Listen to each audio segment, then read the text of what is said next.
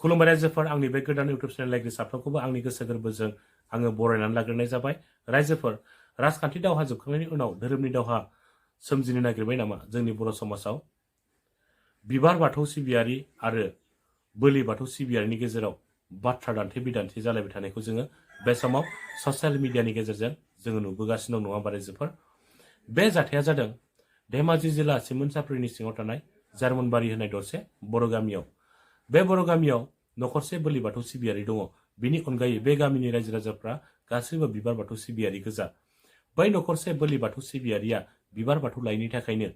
गामिनि बिबार बाथौ सिबियारि रायजो राजाफ्रा बै बोलि बाथौ सिबियारि नखरसेखौ गामिनिफ्राय बैखद खालामनानै दोनदों। गामिनि बिबार बाथौ सिबियारिफ्रा रावबो बै बैखद खालामजानाय बोलि बाथौ सिबियारिनि नखराव थांनो मोना होननानै पस्टार एबा बेनार दोथाबनानै दोननायखौबो जोङो निउसावहाय नुनो मोननाय जादों। सोरबाफोर जुदि गामिनि बिबार बाथौ सिबियारिफ्रा बै बैखद खालामजानाय बोलि बाथौनि नखराव थाङोब्ला 5,000 जुरिमाना होनांगोन होननानैबो बैखद खालामजानाय बोलि बाथौ सिबियारिनि नखरनि सासे सुबुङा खौरांगिरिनि सिगाङाव रोखायैनो फोरमायदों। बे जोबोद इनाय खालामनाय जादों, बे जोबोद दुखुनांथावना जादों, नङा होमबा रायजोफोर? बर'फ्रा गावजों गावनो धोरोमखौ लानानै नासयलायनाय, गादबलायनाय, मुगैलायनाय, सोंखारिलायनाय बेफोरो रायजोफोर जों जेखि धोरोमखौ सिबिया मानो बे गाव गावनि गोसोनिसो खोथा, नङा होमबा रायजोफोर? जोङो धोरोमखौ लानानै गावजों गाव बिदा फंबायनि गेजेराव दावराव दावसि जालायनो गोनांथि गैया होननानै आङो सानो रायजोफोर। जानो हागौ बै गामिनि रायजो राजाफोरा बिबार बाथौखौ लानाया गोदान जानो हागौ, बै गामिनि रायजो राजाफोरा बिबार बाथौखौ सिबिनाया गोदान जानो हागौ। बिनिखायनो बै गामिनि रायजो राजाफोरा धोरोमनि बागै जेबो मोनथिया। बै गामिनि रायजो राजाफ्रा धोरोमनि बागै जुदि मोनथिनायमोनब्ला गुबुननि धोरोम सिबिनायखौ मालाबाबो मुगैनाय नङामोन, गुबुननि धोरोमखौ नासयनाय नङामोन, गादबनाय नङामोन, सोंखारिनाय नङामोन। बै गामिनि रायजो राजाफोरा धोरोमनि बागै जेबो मोनथिया होननानै आङो साननानै लायो रायजोफोर। इसोरा जोंखौ थोनाखै धोरोमखौ लानानै बिदा फंबायनि गेजेरावनो दावराव दावसि जानो, दावराव दावसि सोमजिहोनो थाखाय जोंखौ इसोरा थोनाखै। इसोरा थोनाखै जोंखौ गुबुननि धोरोम सिबिनायखौ नासयनो, मुगैनो जोंखौ इसोरा थोनाखै।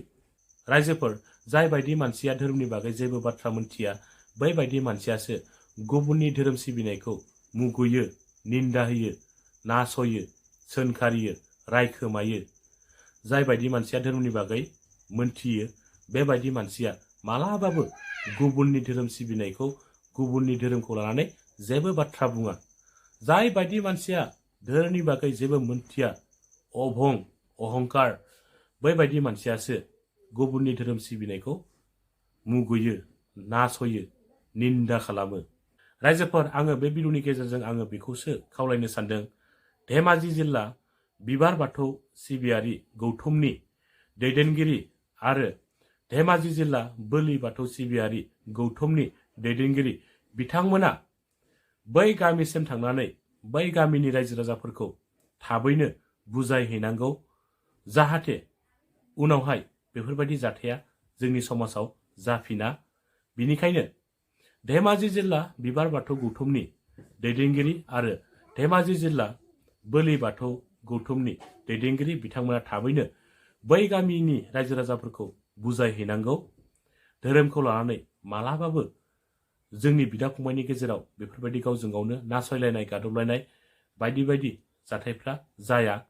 फैबाय थानाय समाव। बिनि थाखायनो धेमाजि जिल्ला बिबार बाथौ गौथुमनि दैदेनगिरि आरो धेमाजि जिल्ला बोलि बाथौ गौथुमनि दैदेनगिरि नोंथांमोना थाबैनो थांनानै बै जायगानि रायजो राजाफोरखौ बुजायहैनाया मोजां होननानै आङो सानो रायजोफोर। रायजोफोर बे समाव मिरु बर' थुनलाइ आफादनि गाहाय नेहाथारि नीलकान्त गयारी बिथाङा मा फोरमायदों बिथांनि सुंद' बिबुंथि होनाय भिडिअ क्लिप्सखौ नोंथांमोना नायनानै लादो।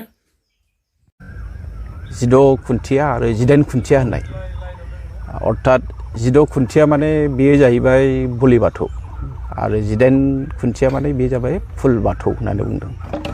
दा बेवहाय सिमनसापुरि जिल्लानि माने धेमाजि जिल्लानि सिङाव थानाय सिमनसापुरिनि मोनसे गामियाव माने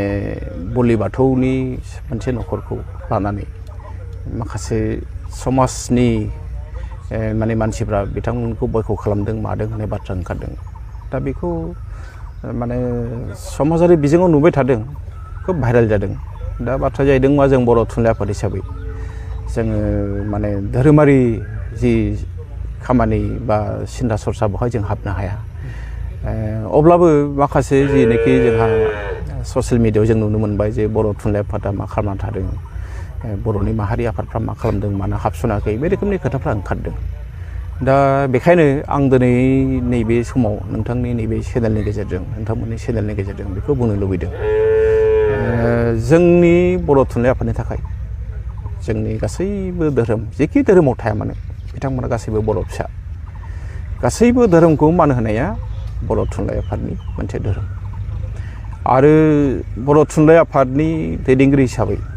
बा जों आंल' नङा जोंनि आगोलनि इयुनाव जाय फैगोन बिथांमोना खुनु दिन धोरोमखौ लानानै जोंहा मालाबा बेले बेजे बिदि साननाय फैया नाथाय बाथ्राया जादों मा जे सोरबा बोलि बाथौखौ गामिनिफ्राव बेखौ खालामनाय सोरबा बोलि बाथौआ फुजा होनो थांनायाव हेंथा होनाय बेफोर थासारिया फैनो नाङामोन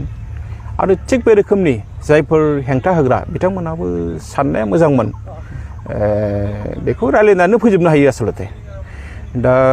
आं दिनै नैबे बिजोंनि गेजेरजों खावलायनोसो लुबैदों जिहेतु माखासे मानसिफ्रा बुंदों जे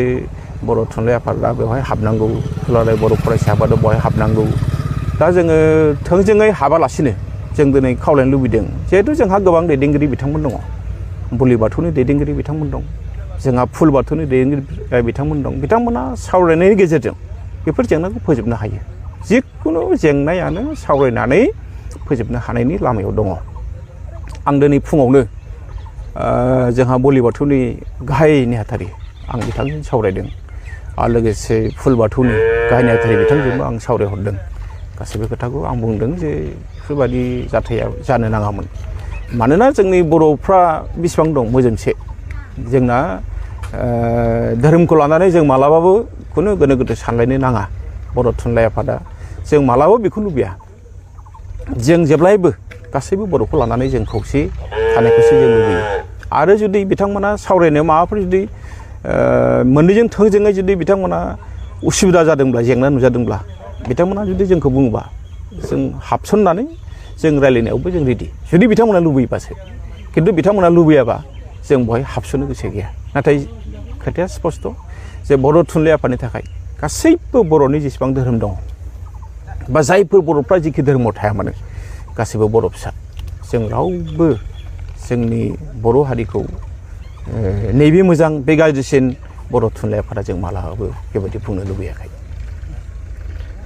बर'फोरा मोनसे समाव जिथु आफादखौ लानानै गावजों गाव दाङाबाजि जाबाय आरो नैबे बाराव धोरोमखौ लानानै दाङाबाजि जिथु दायो ससियेल मिडियायाव नुदों बेथ' खोब दाङाबाजि जालांनायनि मोनसे लामायावसो खारबाय थादों बेखौ होबथानांगौब्ला नोंथांमोननिफ्राय माबायदि बिबुंथि थागोन आं एसे आगोलाव बुंदों जे आं गिबियावनो खावलायगोन आं दहाय जोंनि बर' थुनलाइ आफादनि मानिजाथाव आफादगिरि डक्टर सुरन नार्जारि सार बिथांजोंबो सावरायदों जोङो दिनै नैबे ससियेल मिडियानि गेजेरजों जों खावलायबाय जे बिथांमोना गिबियावनो आफादजों आफाद धोरोमारि आफादनि गेजेराव सावरायनानै लाथों आरो जुदि बिथांमोना जुदि सावरायनायाव जेंना नुजादोंब्ला बिथांमोना लुबैबा जोङो हाबसननानै बिथांमोननि जेंनाखौ जों फोजोबनो नाजागोन आरो मोनसे खोथा नैबेबो सैथो जे जाय जेखि धोरोमखौ फालिया मानो जों रावखौबो हेंथा होलायनाङा उदांस्रि दंखायो भारतनि संबिजिरानो जिहेतु उदांस्रि दंखायो धोरोमा जाय जेखि धोरोमखौ लाया मानो बिथांमोना गावनि धोरोमखौ गोसोबायदि फालिनो हायो बे बिथिङाव जों सोरनिबा धोरोम फालिनायाव हेंथा होनाया गोरोन्थि बे बिथिङाव बर' थुनलाइ आफादा आं दिनै आरो मोनसे खोथाखौ खावलायबावगोन जे ससियेल मिडियायाव बांद्राय खोथाखौ बुंलायबाय थायालासेनो जोङो बेखौ एसे थाबैनो धोरोमजों धोरोम जोंहा जायफोर दैदेनगिरि बिथांमोन दं बिथांमोनानो सावरायनायनि गेजेरजों बे जेंनाखौ फोजोबदों आरो आं जोबथारनायाव बुंबावगोन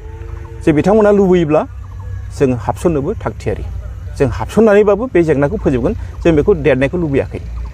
मानोना जोंनि थाखाय बर' थुनलाइ आफादनि थाखाय गासैबो धोरोमानो समान बर' थुनलाइ आफादनि थाखाय गासैबो धोरोमाव थानाय बर' फिसायानो जोंनि आंगो बर' फिसा जोंहा बेवहाय जेबो फाराग गैया।